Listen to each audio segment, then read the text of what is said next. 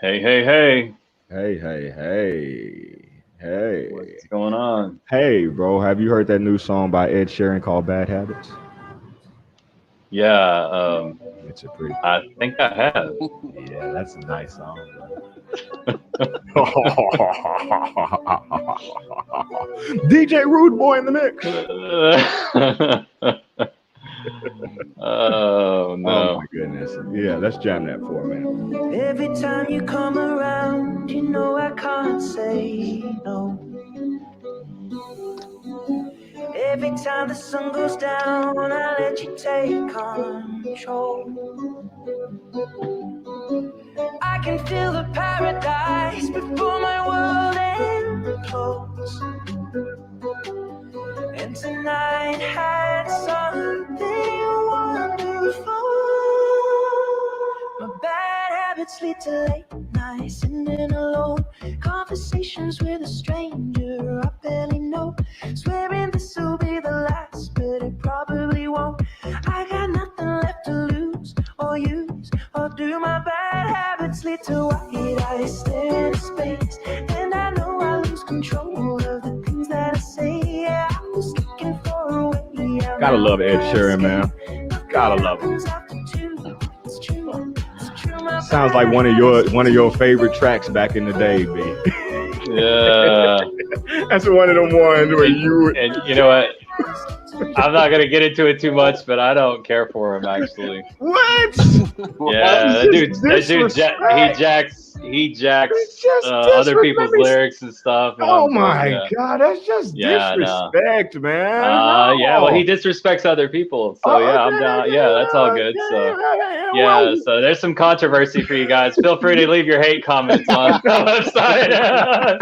Did you hear about welcome, this podcast host? He really freaking hates this guy. Yeah, welcome to the recovering addict. yeah, I welcome. am Rich Ray. I am a recovering addict. And I'm Brandon. I'm the recovering addict as well. Yeah. And I'm Izzy, and I'm a recovering addict. Yes, thank you What's up? guys What's so up? much. Thank you guys so much for tuning in to our fourth episode. We are rocking and rolling, man. This is episode Yes. 4 called Shedding the Shame. The shame. Oh, long awaited. Or yeah, don't mess with me now on that. Or as my flyer guy would put it, shredding the shame. I was like, which one There is you it? go. Shedding or shredding the shame? I was like, Little of shredding both. is cool. Yeah, it's It's a little of pretty both. cool. Pretty Yeah, cool. So yeah, this was one of the ones that Brandon he came up with a list right when we were creating the show. He came up with a list, and this was one of the ones that stood out to me, and definitely stood out to our co-host. And we wanted to bring in Mr. Izzy, a good friend of mine, to come in and share his story on this one. Brandon, bro, Yes. why did you come up with this one, bro? Well, I mean, when we started the show in orientation, we talked about the idea of the fact that this whole entire focus for the show is all about changing perspective. Right. If you shift perspective, what do they say? Knowing is half of the battle. And I think that probably the number one thing that I see in the recovery process, and anybody that's even considering recovery before they even take the step to go get help, is the shame. And the shame is that fear to say, so much rushes in on your mind and your emotions when you're thinking about it, and you're like, well, what do I do? Like, what if my mom and dad find out about this? What if, my brothers and sisters think less of me? What if my best friends think less of me because I'm, it's obviously going to be out in the open, And I think that's the biggest thing is like a lot of people don't realize, like we've talked about before, this is a disease. Yeah. It's not just a fly by night kind of thing. It really is. There is medically something going on in your brain. We talked about that on the last episode, just one part of it, which was, the effects of MDMA or ecstasy on your brain, and how it, can create literal holes in your brain. There's a lot of stuff that people don't realize. And when you start really digging into that, it's like, okay, let's shed that shame. Let's toss that aside. And we've talked about there's people that are wealthy that have been very successful. There's a lot of people with very respectable jobs, respectable positions, and they just don't feel brave enough and they're scared to sit there and step out and say, hey, I really need to get help, or maybe they even know they need help, but they really are just afraid about the shame that they are, a lot of them too, they're saying, hey, I'll take the shame on myself, but I don't want to put shame on my family. Right. And that's the biggest thing. So they're not real sure, how are people going to react, Right. And so, we've talked about taking the stigma out of the shame of getting help. Right. And if you have cancer, you're going to go get help, and you're going to be okay with telling everybody about that. Right. If you've got diabetes, or you've got, some kind of other form of sickness or disease, or, seizures or whatever, epilepsy, it doesn't matter what it is, but if you have that problem, you have no shame to tell your family that, and you're probably going to go to them for help and support. And so if you realize that this is kind of sitting in that same kind of category, it is. And you need to go ahead and just say, hey, you know what, forget it. I'm going to just shed the shame. And so it's also about being real with yourself and real with others about the past, and talking about the reality of what you went through. I had a conversation with Izzy a little bit before we even started the show, and we were talking because, we used to all hang out together. He doesn't remember me much, but we don't remember each other hardly at all anyway. It was a blur. It was a blur. But we used to hang out in the club and stuff, so we were just talking about a good friend of ours that passed away actually as well, that hung out with us as well, and so may he rest in peace. Wow. But there's a lot of stuff that we've done to people that, if we could take it back, we would. There's a lot of stuff that we've done to people that we may not remember. How in the world did that happen? Why is this person not talk to me anymore? Izzy told me about somebody. He's like, I wish I could remember what I did to him because he won't talk to me no more. And so, those are some things. I got some similar situations. It's just like, man, I racked my brain thinking, what happened? Right. And so this is all about shedding that shame and getting to the bottom of it and just saying, what, guys, we're just going to tell you the truth. And a lot of it, you're going to get a laugh out of it. Some of you are going to go, ooh, that's cringy, but that's what this is. This is recovering addicts raw and real, and that's what we're here to do. So I of course, the last episode was called Coming Out of the Dark. And the reason why I wanted to put Coming Out of the Dark before shedding the shame is we want to move the show in a process of recovery for addicts who are watching, and even, kind of relate to recovering addicts, people who are watching. We want to show the process of going through recovery. And one of the first things that you have to do is come out of the dark about your actual addiction. And then, of course, the next thing is to present those things, like when you go to NA or AA, you have to present those things that are embarrassing, those things that you're done, that's going to make it uncomfortable for you. I feel like a lot of people do not move. They do not go into recovery because they're afraid to point and pick at those things that make people feel uncomfortable or themselves feel uncomfortable. And so that's what we're trying to do with this particular episode. And that's what we want to, that's the message of this episode. You got to shed that shame. You got to realize that everybody falls. Everybody makes mistakes. Now, addicts, we may make a little bit more mistakes than others, okay? Right. But that's a part of the disease. That is a part of the struggle that we go through. But once an addict gets to that point where they're coming out of the dark and they're trying to release that shame, then it is up to those who are listening, family and friends, to not steer away from them, because a lot of people, man, I don't want to be around that person, but to actually, it's a part of the recovery to love that person, to love them through that, to forgive them through that after they make that amends. And help them shed that shame. You know what I mean? Like the more you feed back on them and say, hey, look, brother, sister, mom, dad, daughter, son, listen, I already understand that you came forward and it took a lot for you to get real with everybody, you know, so take some of that burden off them. I know you're not gonna be able to do it all because it is on them to go ahead and get through that process. But hey, if you have it within your heart to go ahead and be real with them and say, hey, listen, I'm gonna help you get through this, and we're gonna help you shed some of that shame as well. We're gonna take some of the stigma out and just let you know, hey, we're here for you.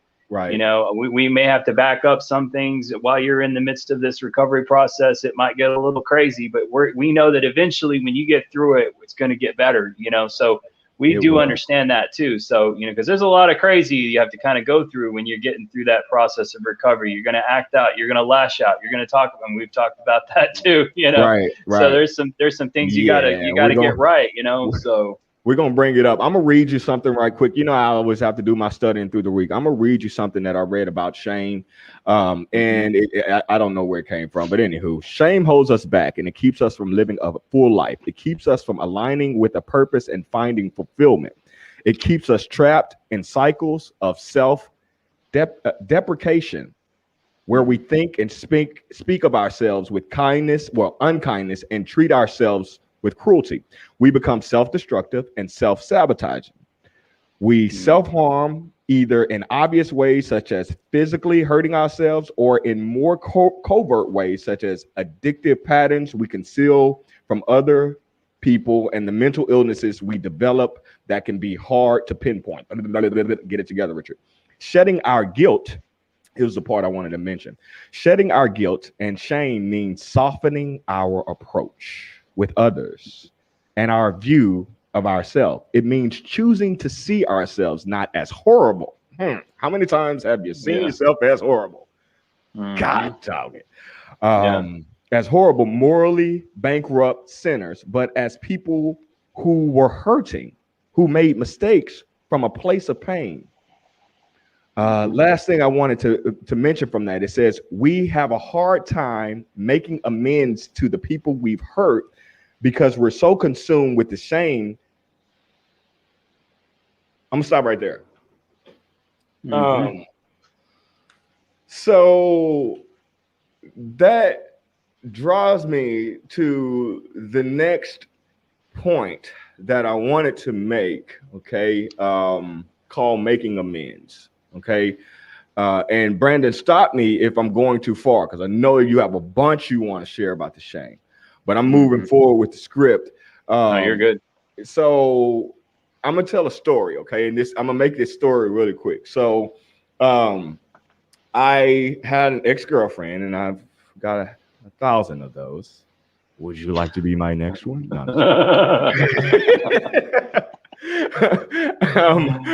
sex addiction is actually on one of the future episodes. That's not me. That's not me. I don't fall in that category. Okay. I have spoken like a true addict. I have an ex-girlfriend. Okay, and so a while back. Okay. I'm just going long couple of weeks ago. No, I'm just playing. No. Okay. No. Anyways, so one day I had gotten drunk, just gotten super drunk, right?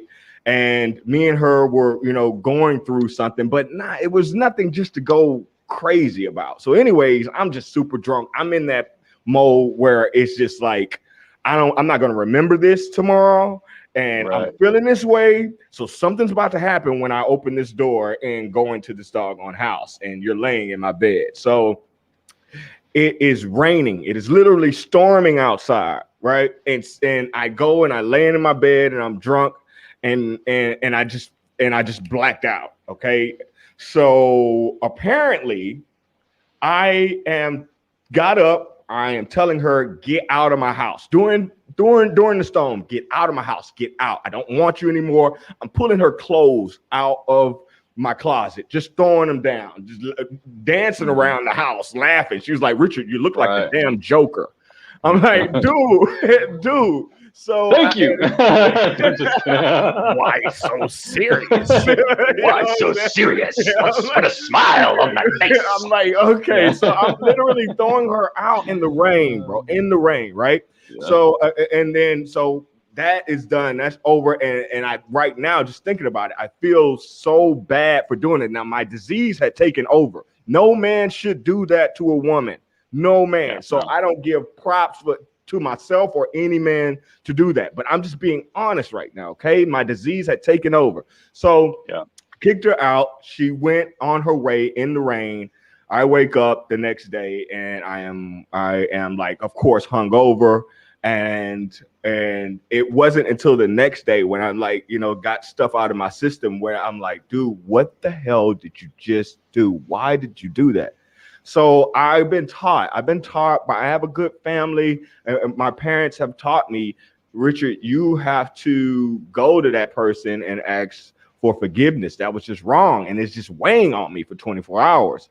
So I give her a call, and I'm apologizing to her. I'm apologizing, and at that time, because I still got a little bit of in me, like I'm the best way I know how.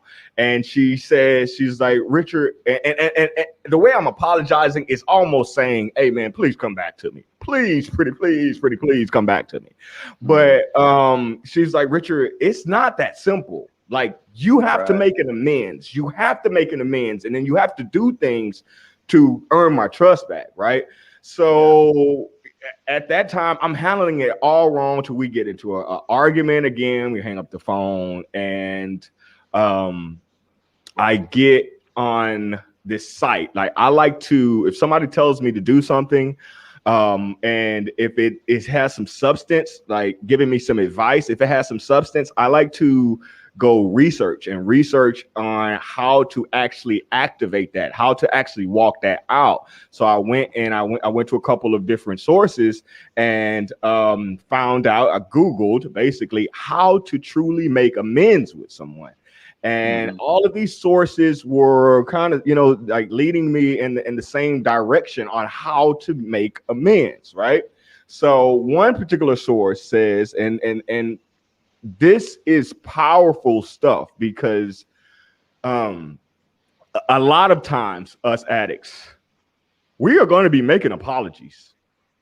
And a lot of times people just stop hearing those apologies. After a while, they're just like, forget it. You've done it so many times, just forget it. Yeah. You know what I'm saying? This particular time, I was actually moving forward in my recovery. I should not have been drinking. I should not have been doing what I was doing. So I was moving forward in my recovery, and I meant it. I meant, like I was truly asking for forgiveness, and I really meant to make amends. So that particular document says, allow yourself to be vulnerable, right? Ask yourself why you are making amends. Consider the reason for the fallout. Apologize sincerely. I did that. Lower your pride. That is a tough thing, especially for guys, to lower our pride. Avoid making excuses. That is a tough thing, especially for addicts. Yep. Listen to their side of the story. Ask how you can make things right. Give the other person time and space to process the apology. Okay. Yep. That's good stuff right there. That's really good stuff. It is. Now, you got anything you want to say on that, bro? Yeah, I mean, well, what's that famous verse people like to talk about, in the Bible, was it James, the book of James or whatever, where it says, slow to speak, slow to wrath. And I think that that's a application that anybody can apply to their life, no matter where you stand religiously. But, I mean, just it's a good thing to think before you speak, before you let words come out of your mouth, because silence is certainly much better than throwing daggers that you have to go figure out how you're going to pull the daggers out later on, and I think that's the biggest thing I've noticed in my whole life, is for the longest time, I felt like I could just go ahead and lash out, and I could put it all under the umbrella and category of, well, I'm going through something, or I'm struggling with this, or, I'm just very upset.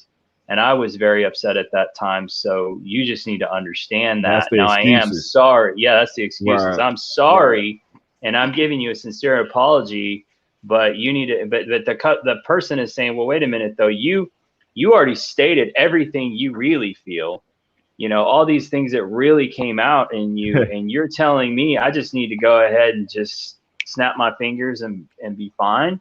Right. But it's not their job to guard their heart on your behalf.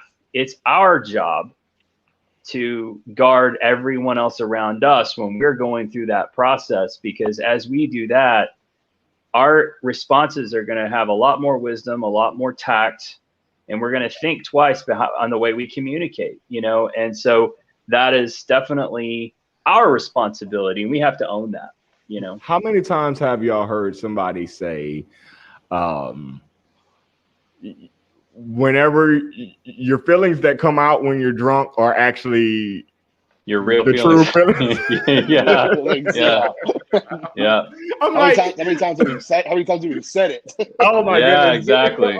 Dude. I don't know if that's necessarily true, because when somebody blacks out, I mean, if you just black out, I don't know, man. You may be like in a state of rage, but I don't know if that's necessarily true. Now, I think it can be 50-50.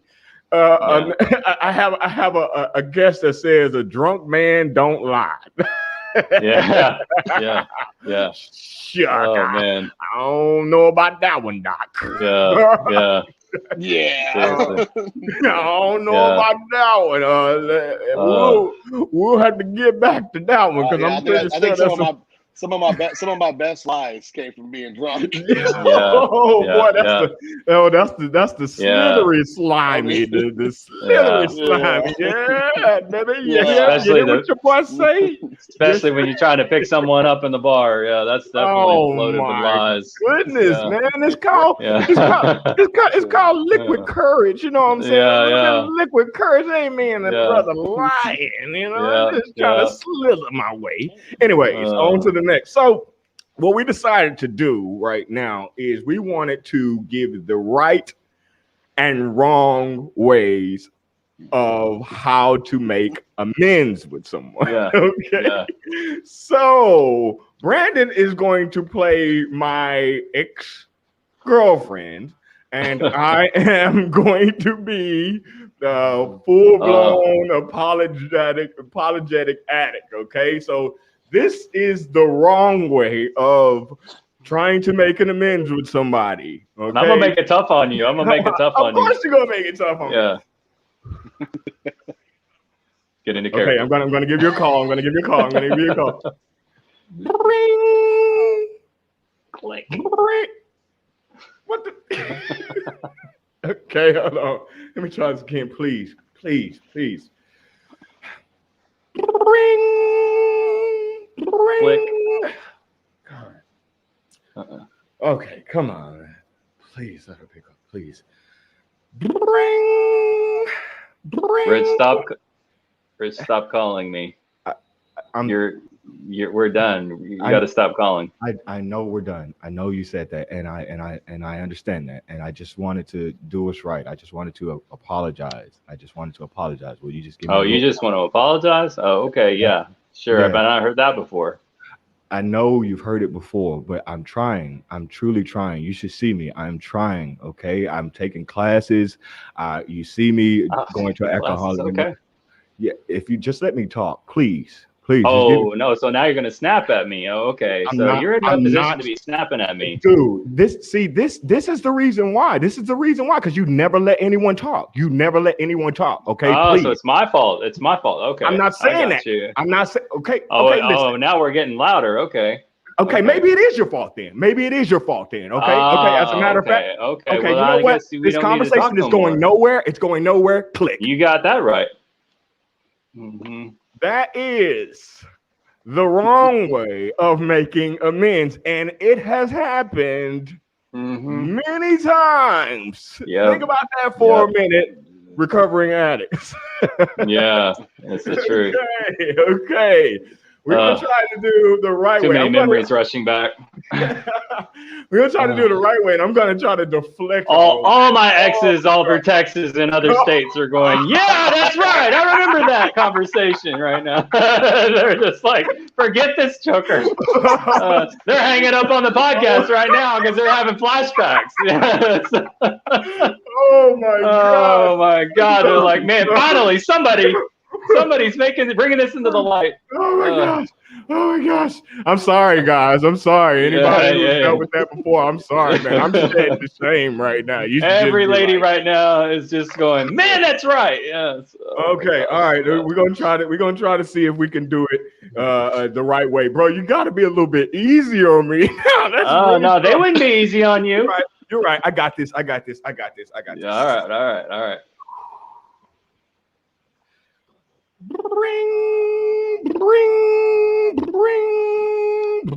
What do you want? What do you want? Why do you keep calling? I truly just want to talk. I truly just want to ask for your forgiveness. All right. There's really not much to talk about. And you're right. You are totally right. There is not much to talk about. But before, we've already made our decision to split, and I need you to know that I am so sorry. I've said this many times before. I've said it, and I know that I need recovery. I know that I need to move forward and get this stuff out of my system. Okay, but I'm not going to make any excuses to you. I'm not going to make any excuses. I was wrong, and no man should ever do that to any woman. Okay, so I just need you to know that I am sorry. I need you to know that I am moving forward for my next relationship to be a better man. Okay, I don't deserve you. I do not. And I do thank you for hearing me out. If there is anything that I could do to make this better, to help you to understand that I apologize, you let me know. But I'm going to give you time. I'm going to give you as much time as you need. I'm going to give you whatever you need so that you will know that my heart feels the pain. I feel that pain that I've caused you. Okay. And I understand that I need help. So, well, Rich, you got to understand that you can't just spout off whatever you want to say and then come back and say these kinds of apologies. I mean, I do appreciate you trying to apologize, but you got to get a hold of that. You got to get it figured out, man. You will. So. I will. And I thank you. I appreciate you for always being there. I appreciate you for dealing with my mess. You know, you are a good woman. You're a very good woman. And sorry, I can't keep in character anymore. But yeah, you guys see what the idea. Yeah. Oh boy. Y'all get the idea. We got the idea. The right way and the wrong way to make amends. Oh man. Put it in your scripts, man. It's gonna help. Oh gosh, that was wonderful. Okay, on to the meat and the bulk of the show. You got to come after that, Izzy. You got to come after that. Oh, man. Yeah. What's going on, Izzy? So glad you're with us today. Gosh. I appreciate you. Thank you guys for having me. Oh man. Yeah, man. Thank you for coming. You got some stuff to talk about, brother. You got some shame to shed. Yeah, man. I mean, what recovering addict doesn't have some shame to shed? So well, we're all in. You got the floor, man. Go for it. Tell us your story. I appreciate y'all, having me on. And like Brandon and I were talking earlier. There's just so much I don't remember. And I don't want to be one of those guys using, everything I did as an excuse, with making amends with things, making excuses. There are parts I can remember. I can remember being as young as in junior high and walking across the street, smoke a bowl right before school. Like it was nothing. To do that on a regular basis, and that's probably when my abusive use for anything start to happen. I've got one of those addictive personalities. Abraham Lincoln said, "Whatever you are, be a good one." So if I was going to be a drug addict, I was going to be the best, and I was going to do it young. Wow. So, that's a new philosophy right there. That's a saying that I truly love. But unfortunately, I think I took it. There's times in my life where I've taken it too far, and when like we said, shedding the shame, and I don't so much have shame anymore than what I've done. Started young, smoking, like I'm sure a lot of people might have. Started young, drinking. And then it was drinking and pills. I mean, there are times that I can remember, being out in places and popping painkillers and drinking alcohol at the same time. I'm pretty sure it says right on the bottle not to drink with alcohol. Right. That was the way yeah. to wash it down, Yeah. and that was my the only way I washed it down was Yeah. with tons of alcohol. And I hate that I don't remember so much, because there are so many people that I need to make amends with, and I don't know what I did to them. I don't know how I hurt them or in which way I hurt them. We all go back way back to some clubbing days, and we've seen some things, heard some things, Yeah. done some things ourselves, and being in that atmosphere. I don't want to use that as a scapegoat, but it's having so much access to whatever we wanted. Free alcohol, the amount of cocaine that was distributed at places that I worked at, or places I just hung out at. I mean, that's that's probably one of the biggest ones in the club industry is that cocaine, and it was something that in my mind, I allowed myself, once I got a hold of it, I couldn't let it go. And Brandon, we were talking earlier, and you told a really good story about being able to come out and open with somebody important in your life, and I could never do that. I was never someone who could do that. I had no problem putting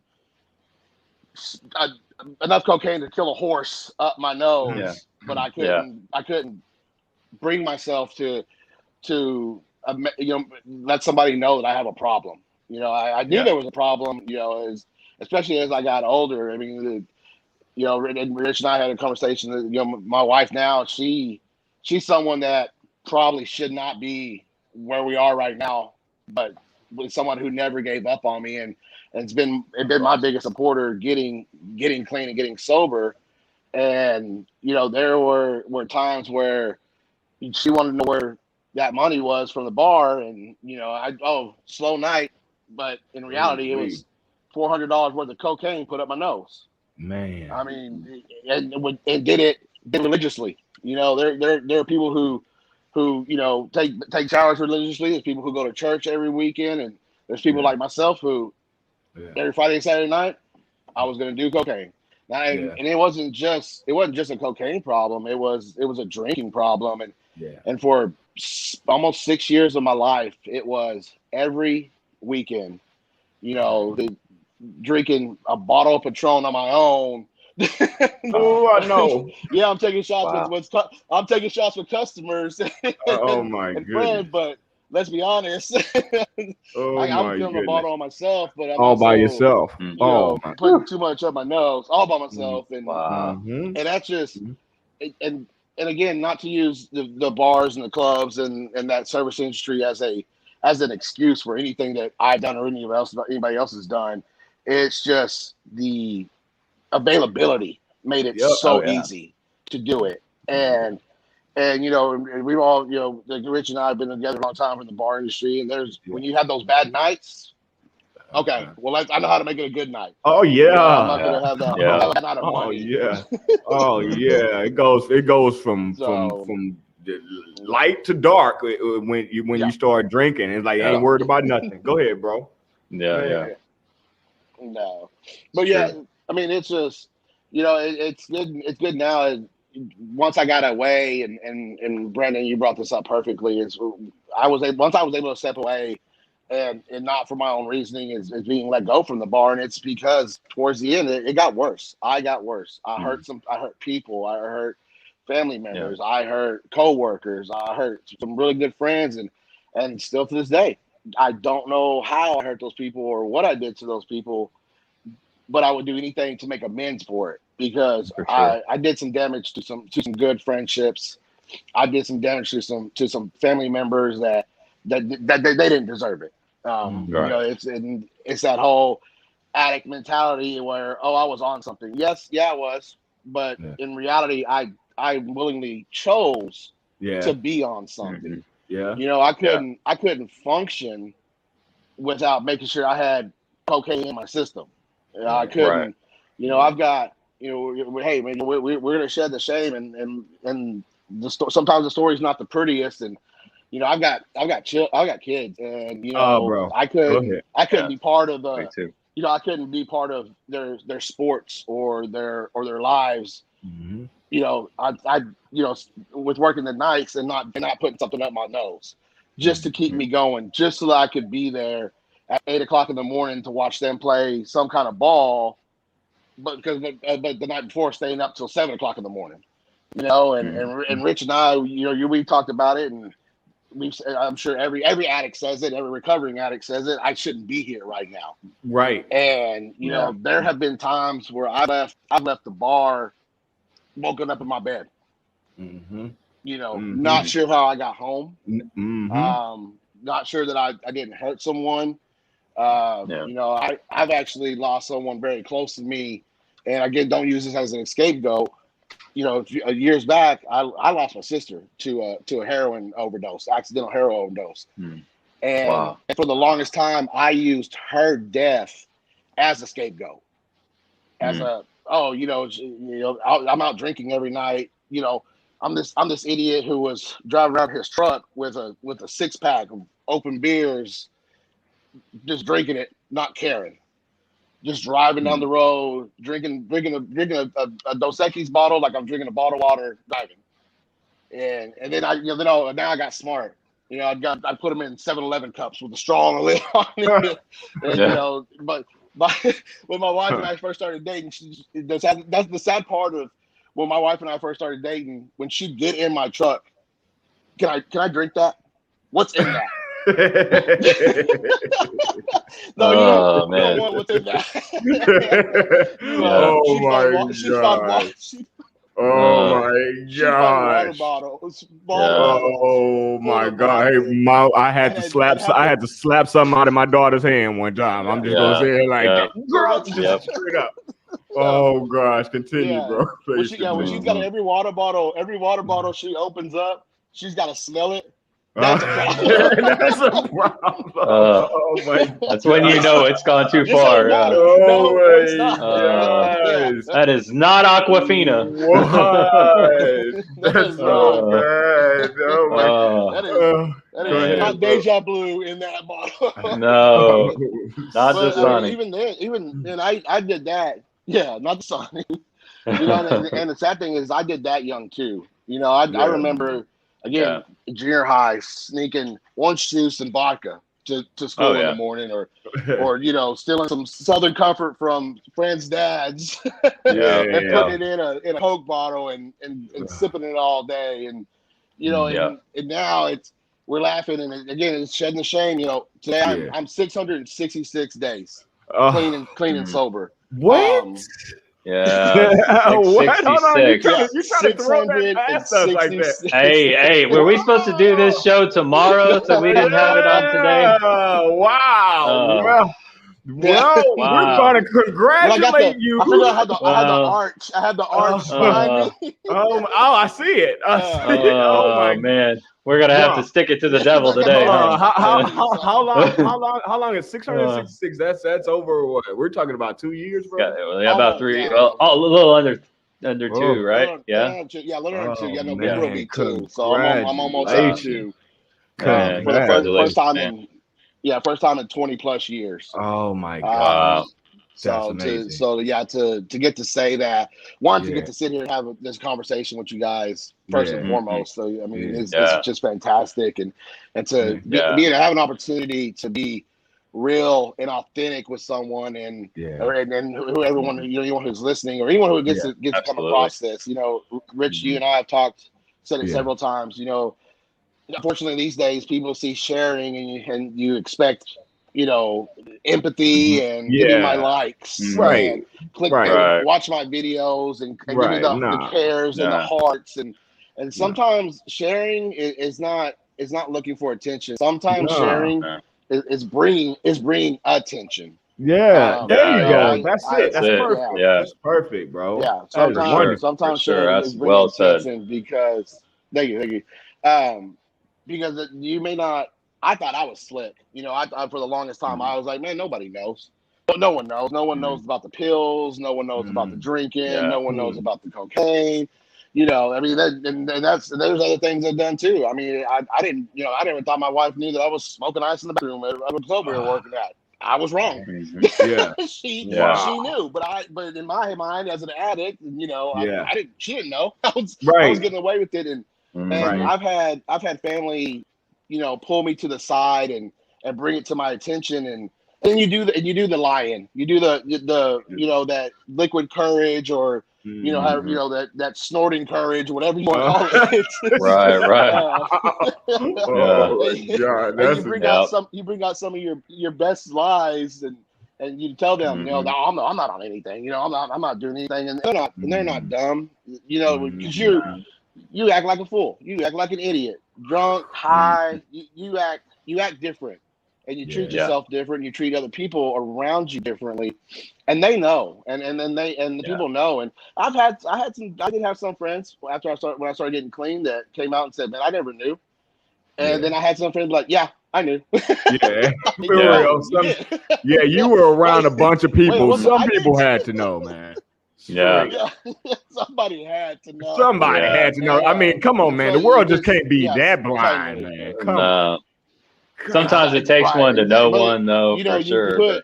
Yes, it does. And then you put so much in your system, and you mess with your mind so much, because that's what alcohol and drugs do, that you start to create these own stories in your mind, and that's exactly what they are, is stories. And it's not the truth. It's these stories that you're creating.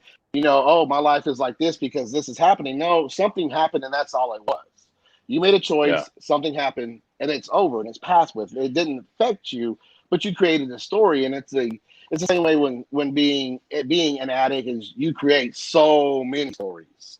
About this happened, and then this happened, and then when you create those stories, like, oh well, I know how to get rid of that story. Let me put something in my system. And I did that. Yeah. I did that for I don't know how many years to. Let me block out this story or block out this situation. But guess what? When I woke up that next morning, if I did wake up that next morning, it was worse. I made a mistake or done something or hurt somebody, and whatever I was snorting away, drinking away, or swallowing away, it was still there. It didn't leave. And now being as clean and sober as I am, again, there's little parts that come back, and it's in having these people let you know that you weren't slick. Again, hoping that sharing these stories, and anyone else y'all have in y'all stories, and anyone else you have on the podcast, where they're bringing attention to the way they were an addict and how they're recovering. Hopefully someone can see that. And if they see it in a brother or a sister or a child or even a parent who's trying to be slick when get away from the kids. So instead of creating stories, a real life action or real life decision has to be made, like we've all made, to just decide, I'm done. I'm done using, I'm done drinking, I'm done. I don't want it anymore. And I can't speak for everyone, but I can most definitely speak for myself and know that in these days, in these almost 12 months or these 24 months of being sober and clean, my mind is so much clearer. I know whether you remember that guy in the past or you get to know this guy now. I know now that I made myself a better person, for my friends, for my family, and most importantly for myself. And I'm not ashamed whatsoever of the things that I did. I was at first, and especially when I knew that I was at a softball game with my kids, drunk, still recovering from the drinking the night before, and coked out of my mind, so I could pretend I was sober in front of all these people. And that was shameful because I coached these kids. I was a part of these kids' lives. It wasn't just my kids, it was other people who were giving me their kids' lives to take in that short period of time, and doing what I was doing. And I was very ashamed when I first started getting clean, because then I started to understand what I was doing. And I'm not ashamed of what I've done, but I feel shameful because I put those kids in a horrible situation. I put those parents in a horrible situation. I put myself and my family in horrible situations that I should have never done. And to be able to get a chance to shed that, it makes me feel so much better. And I appreciate you guys having me so dearly, to let me tell my story, as deep or ugly or however it may be. I mean, you know, some people are going to see it. That's just the way of the world. You can't please everyone. Right. And some people are going to see it and they're not going to be happy. And again, so hopefully some people will see it and they can shed that shame too. Yeah. Absolutely. Hold on 1 second, bro, because I think you did it, man. I think this is the first time. This is the first time somebody done it to me, man. I think you done it, bro. Seriously. I'm not gonna say this ain't. I'm gonna close this down and go have a moment by myself. But. Gosh. Oh my goodness. Thank you so much. This is what it's about, Brandon. This is what it's about, bro. It is.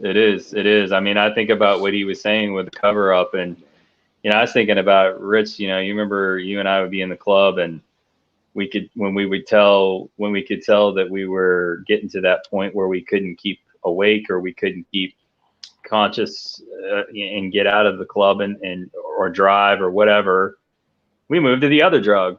You know, let's get something to wake us up. We would do uppers and downers. I mean, I remember you handing me a line in a club, which was just really dumb, you know, and you know, I remember we've been pulled over before and done lines to stay awake and make sure we were answering the questions right. I mean, there's things that we've done some crazy stuff. Yeah. And, you know, in your mind at that moment, you're thinking, you know, well, this is what makes sense. I need to be alert, or I need to be able to overcome this situation or that situation.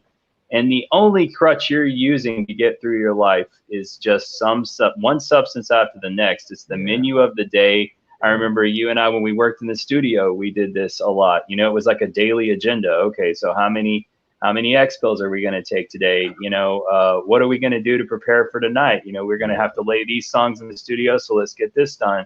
Oh, we're going to go out tonight. How much? Well, you know, we got to make some calls and make sure we got stuff for tonight. You know, I mean, that was all you lived your life around, you know, and I was thinking about what you were saying, Izzy, about going to your kid's game, you know, and it's like, these are the things that really should matter to us, our family, you know, our kids.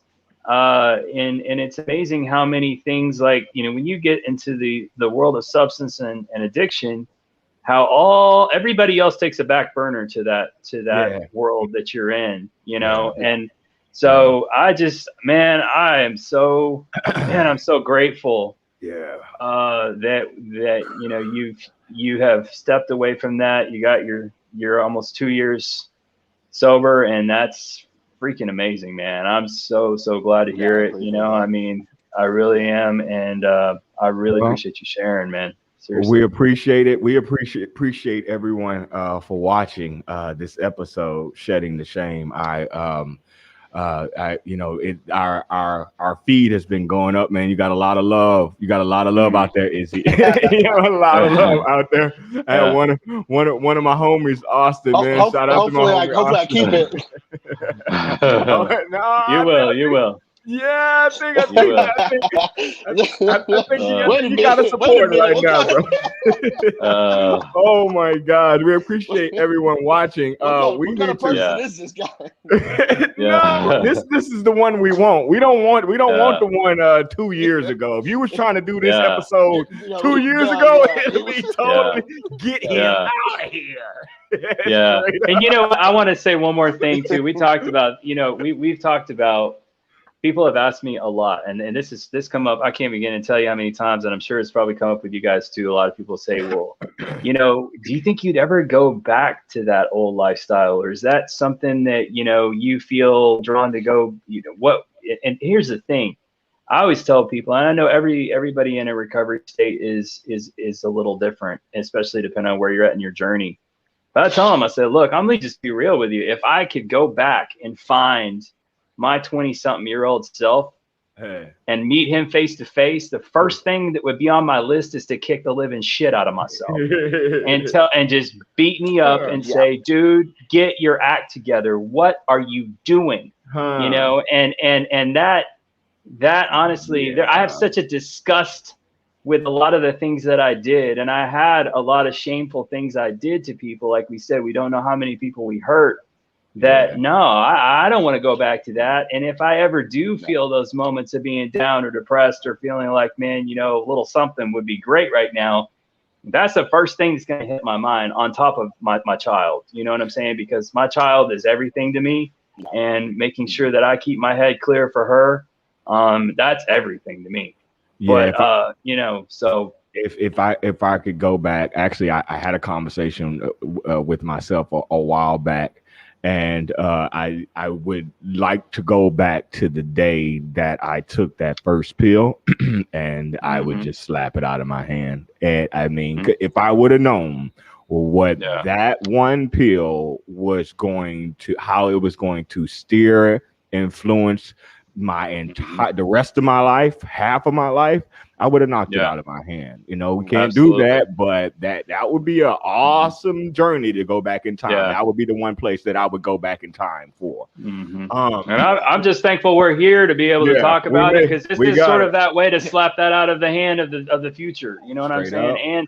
And to make it right. I mean, if there's any way to make amends, just like we talked about, let's make amends for you know, our younger selves and the things we did. This is what this is all about, is like, hey, let's pass on that slap in the hand to the next person, especially those of you that maybe are young enough that you haven't gotten too far, or you're in the midst of that state where you need to step out and get into recovery. You know what I mean? This is what it's about, because I'm going to tell you right now, I don't know what age you guys are out there on that are listening, but don't let it keep going until it's too late, because you will have a lot of regrets, a lot of shame. And it's not that there's not hope to get that, under control, but at the same time, man, don't just go out and make a bunch of mistakes so you can say you experienced life. Drugs is not experiencing life. You know, a lot of people, that's a big thing I remember in high school, is a lot of people say, man, you got to try everything.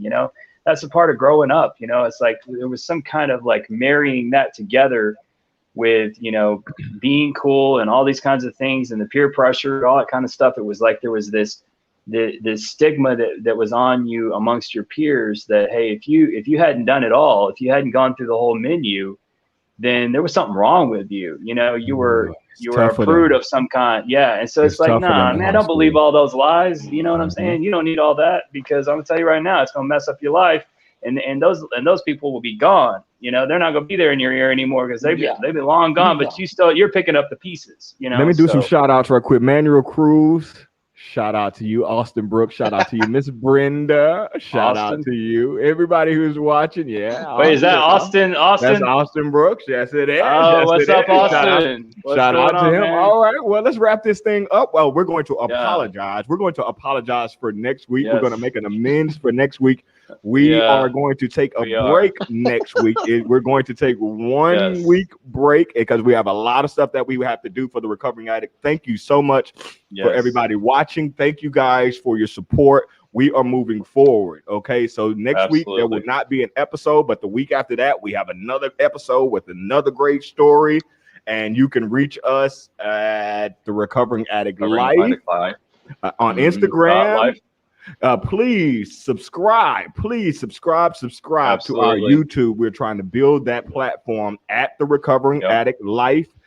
That's Facebook also, and you can see every episode on www.therecoveringaddict.life. Thank you. And so we have much. a new TikTok that's being worked on in the moment as well. So remember, guys, please remember, you are not alone. Have a good one. All right, guys. Thank you. We'll see you.